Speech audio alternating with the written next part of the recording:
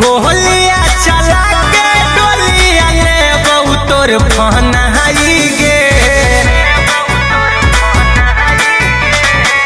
गोलिया चला के डोलिया ले बहुतोर फनाई गे। जे करत तोरा से बियाह ओरा बिना कफन के देबो दफनाई गे। जे करत तोरा से बियाह ओरा बिना कफन के देबो दफनाई गे। ओकरो मारबो सर के जे तोरा कैल कौआ बुआई गे। ओकरो मारबो सर के जे तोरा कैल कौआ बुआई गे। जे करत तोरा से बियाह ओरा बिना कफन के देबो दफनाई गे। जे करत तोरा से बियाह ओरा बिना कफन के देबो दफनाई गे।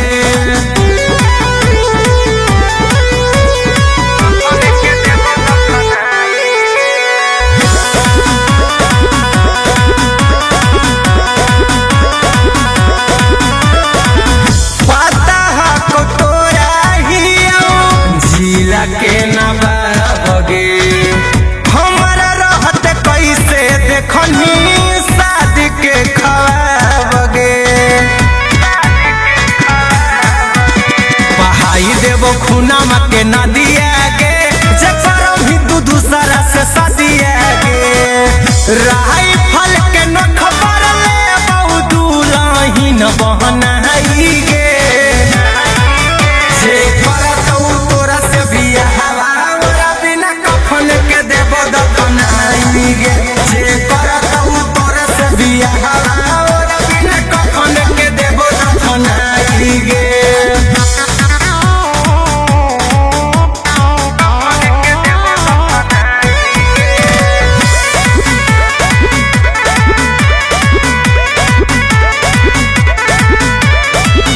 बनतौ समसान जहिया हरदी तोरा चढ़तौगे।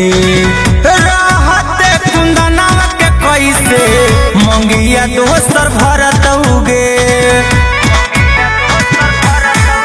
छौरी अभियो से मानी ले न बतिया